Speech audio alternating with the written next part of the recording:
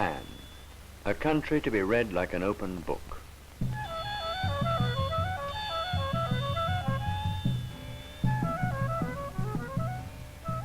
Under the guidance of a paintbrush, the streets become a pictorial show.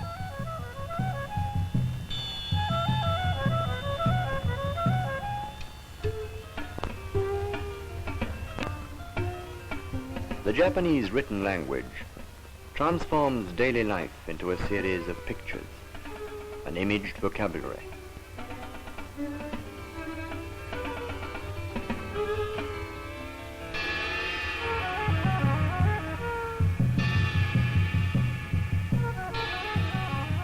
Printing, which uses dead signs, might have killed calligraphy, but the machine did not render the hand useless, and through calligraphy, writing has remained a work of art.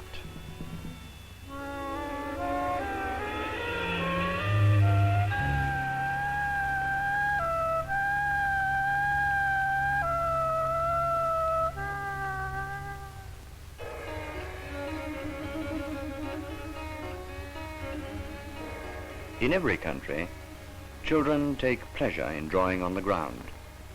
The child enjoys this pleasure before any teaching has begun. It dates back to a time when he is still ignorant of schools, of art, of history.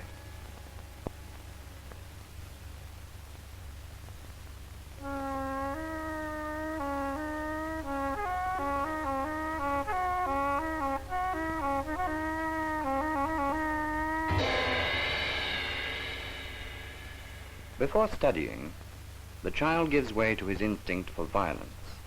Through violence, he learns discipline, self-determination, and a skill which gives its full meaning to the gesture.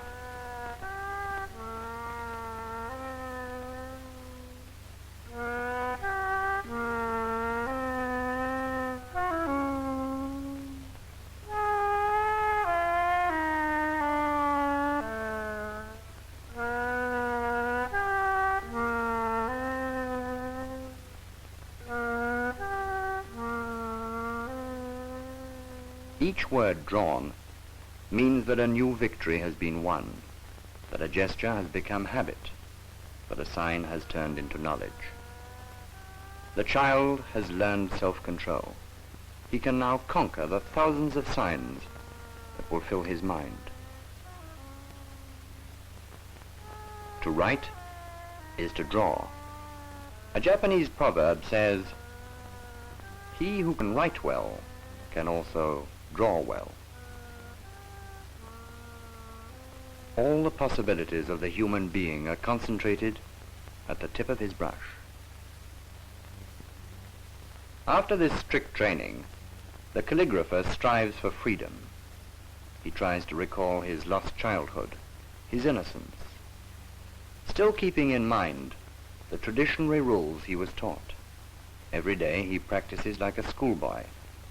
Despite his great knowledge, he is still at heart a student, and thus becomes a master when time and reason are outgrown.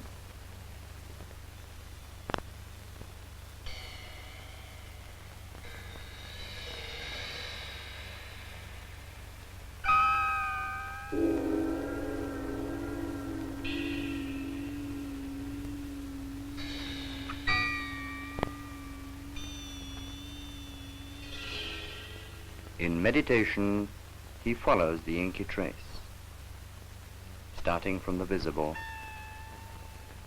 and goes beyond. The Zen says, "The heart is invisible. There is no door leading to the great way."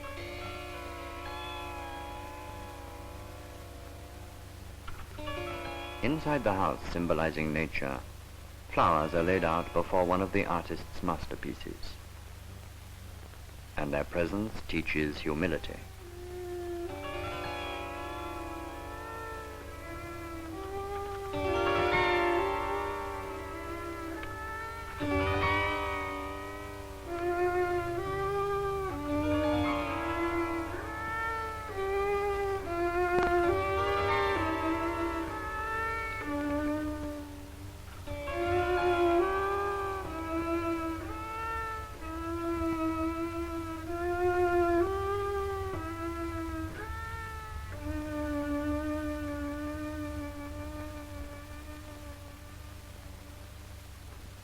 Chica Marita knows that in calligraphy can be found the mystery of nature.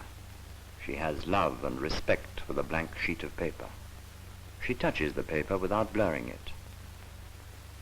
She naturally obeys the saying, "Do not write with your hand nor with your arm. Write with your heart."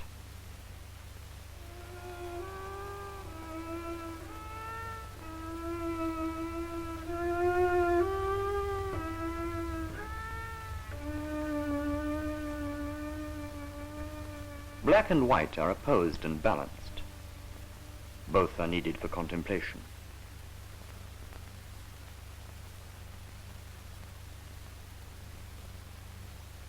Led by her feminine inspiration, the signs flow like running water. They have the primitiveness and the refinement of a 10th century poem. I wish to see the wild cherry trees in the mountains, but the mist is rising from the valley, and now is hiding the summit.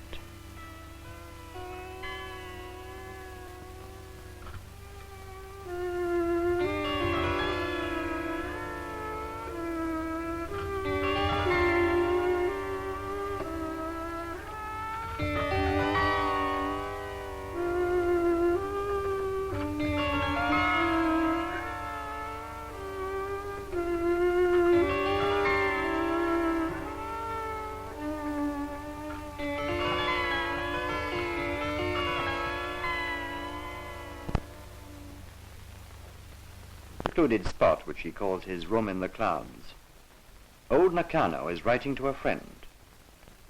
His calligraphy gives to the banal sentences a deep meaning which betrays his most secret wishes.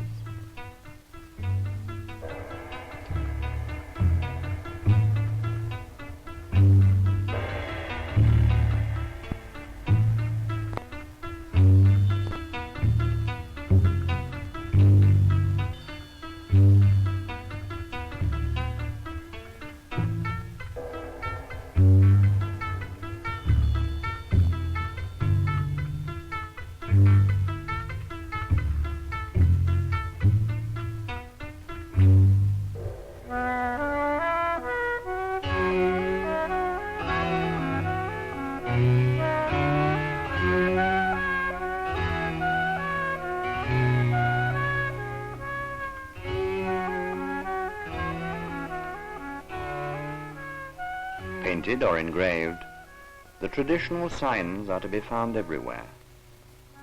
They live with nature. They are part of the stones. They converse with the trees.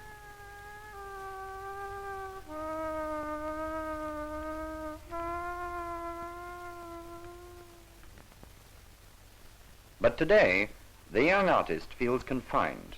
He has the impression he is living in a painted setting. He is frightened to be left at the mercy of traditions dating to another age.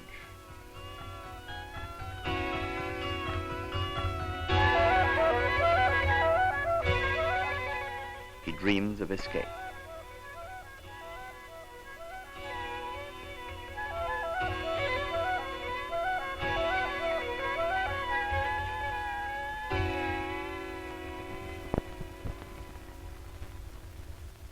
Sogen Uguchi, for instance, belongs to a generation which was uprooted by war.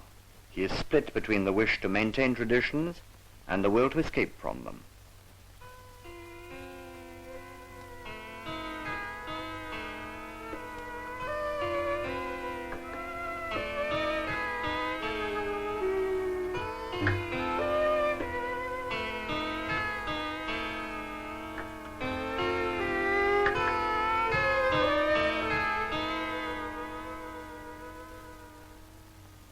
He admires these perfect objects which craftsmen have created for centuries past. But for him, there are still fresh fields to be explored with a brush spreading ink on the rice paper.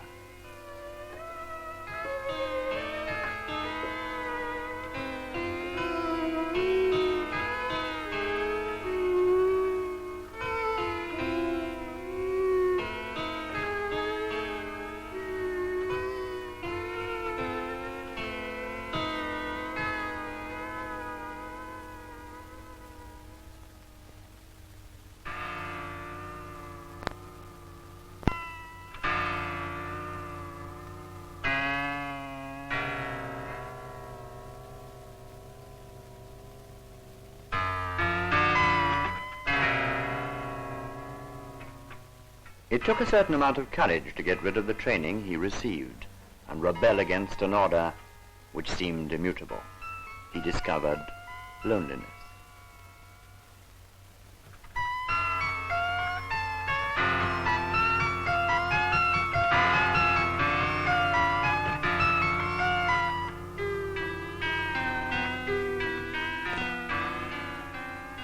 He wants to grasp what cannot be grasped, and thus becomes the instrument of his anguish.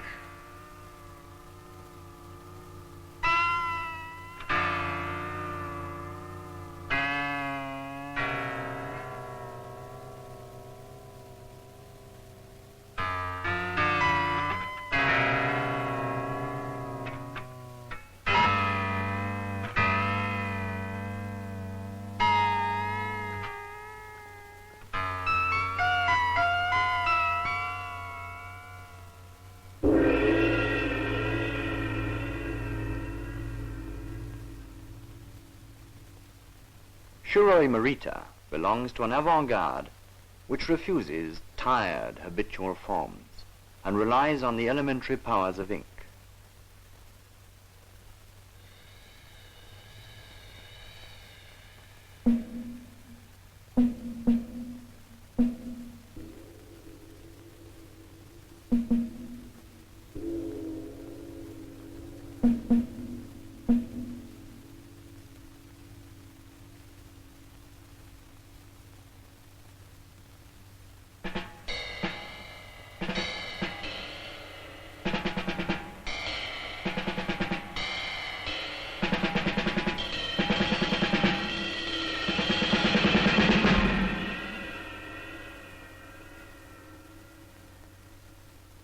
In order to create, he forgets all other examples, and in full chaos, he throws himself onto the blankness of the paper.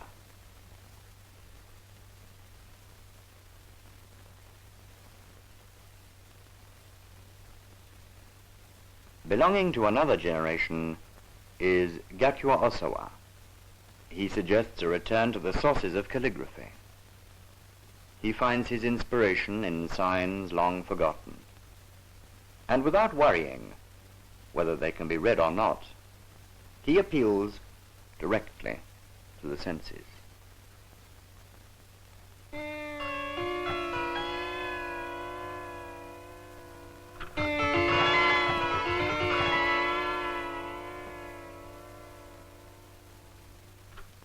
Several tendencies can be found in the art of Toko Shinoda, from meditation to creation. The dream has become a picture.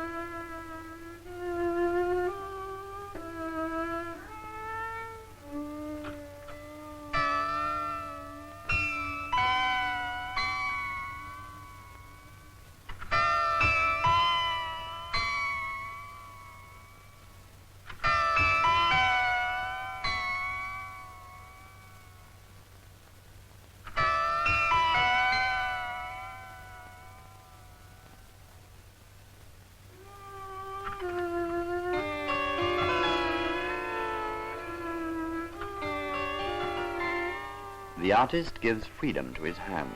He gives life to the signs, leaving the textbook aside. The signs leave the written page.